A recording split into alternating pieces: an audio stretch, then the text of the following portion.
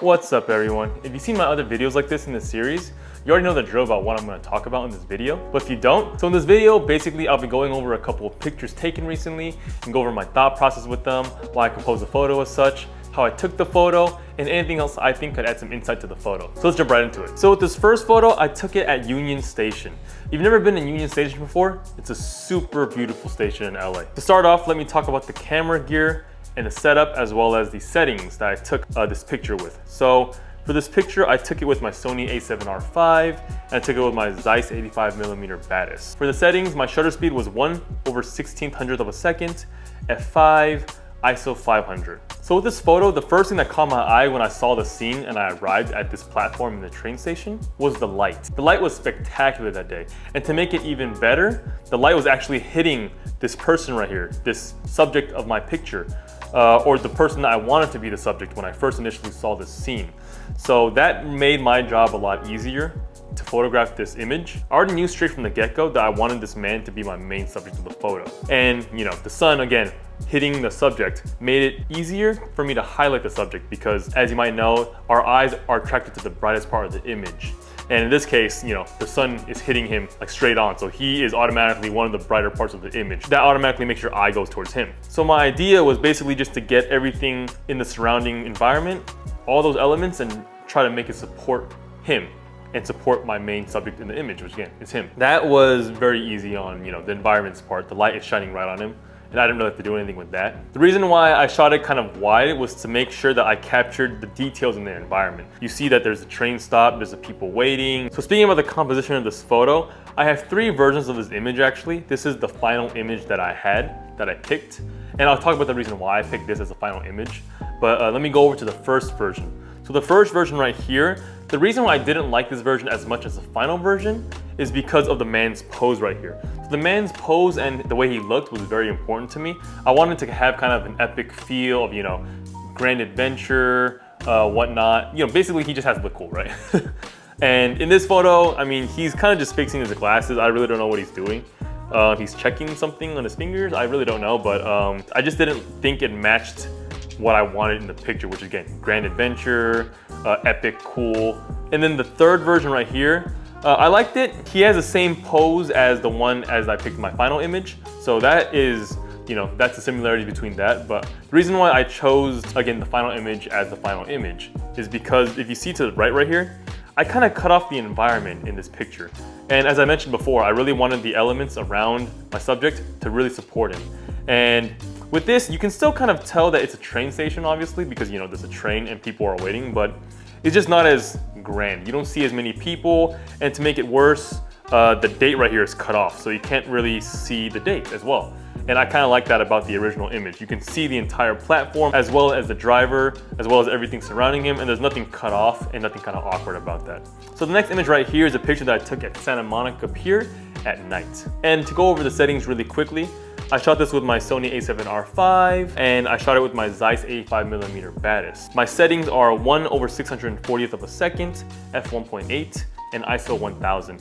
And to kind of explain the settings a bit, it's pretty self-explanatory. Make sure there isn't any motion blur in the people in the foreground when I was taking it. I had to make sure my shutter speed was high enough. So I really just needed to match my ISO and aperture in order to boost that up. So aperture 1.8, you know, I always shoot at the highest aperture possible when shooting at night or when I need more light, so f1.8. Although that may differ if I need context in the photo and I don't want everything, you know, bokeh'd out or blurred out. But if that isn't a problem, then I'll go all the way to 1.8. And then ISO 1000, I needed my ISO to go high enough to, again, make my shutter speed go up. So first I want to talk about how I like taking photos like this.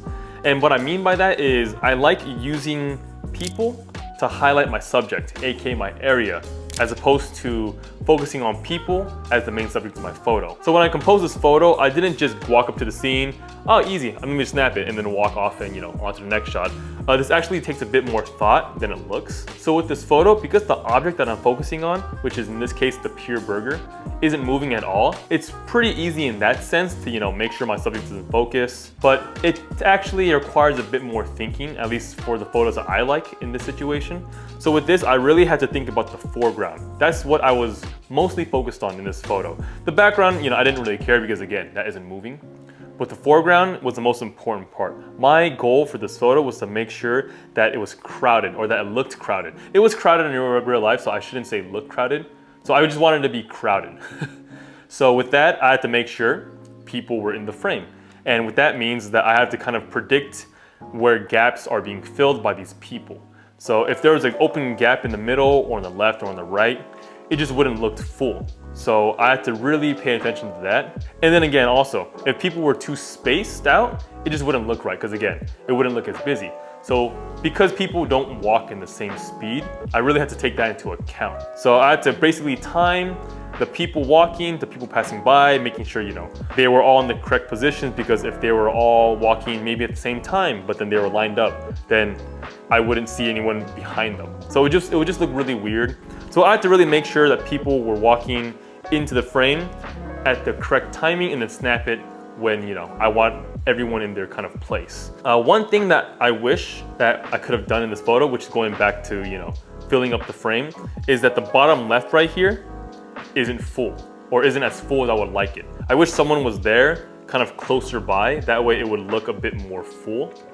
But you know, you can't really control that. I can't control anyone in the scene, so I just kind of have to live with this photo. I'm pretty happy with it, so again, it's not too big a video. But yeah, for these type of photos, you really need patience, so that way you can get the exact frame that you want. And the last thing that I want to talk about with this photo is the edit. So with edits of my nighttime shots, I really like to boost the blue in my shadows, as well as boost the highlights with yellow.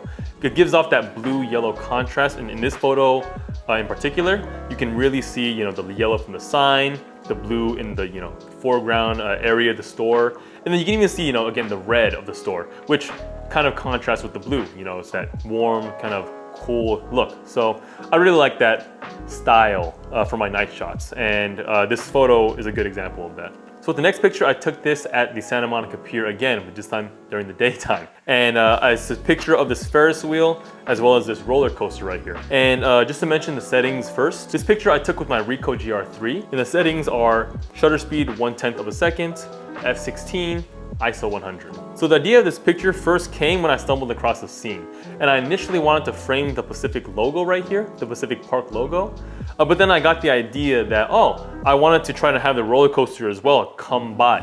So I waited for the roller coaster to come by, and then, you know, again, the idea of, oh, I want it to be slowed down. I want to take kind of a long exposure shot of this, so that way it looked, you know, very fast. So all those ideas kind of came together, and I got this shot right here. So with this picture, because I took a long exposure of it, it was a bit difficult to get it exactly how I wanted. So with the roller coaster, I really wanted to fall in between the Pacific Park logo. I really wanted them to line up. If the roller coaster was, you know, too far off to the side, or, you know, too far off to the front, then it wouldn't have looked right in my opinion. So I took a lot of versions of this, and you know, that doesn't even account the ones that I messed up on my own, such as me moving the camera. With 1/10 of a second, if I moved too much, you definitely would have seen that in the other parts of the image. So yeah, I had to do a lot of versions of this. So one thing I do want to talk about in this photo as well is I got lucky with the Ferris wheel. Luckily, it wasn't moving, because if it was moving, then, you know, it would have been blurry because my shutter speed was really slow. So I got really lucky with that. I got really lucky with the roller coaster coming right there, right when the Ferris wheel stopped. And then the last thing I want to talk about with this picture as well is the recipe that I used. So this photo, I used the Kodak print recipe. And I've been using that a lot recently when I shoot with my Ricoh GR3, especially during the golden hour and periods right before golden hour. So like kind of daytime, but the sun is low enough to where it isn't as harsh. And I like using it during that time because it really gives off a nice tone. And I really like that. And I think it really matches the colors well, especially for golden hour colors. Well, that's all for this video. I hope this was fun and gave you some insight or inspiration for your own photos somehow. If they did, tag me with your photos on IG or on Twitter. I'd love to see them. If you enjoyed the video, please leave a like and subscribe. If you have any questions or comments, leave them down in the comment section below. Thanks for watching, and I'll see y'all next week. Later.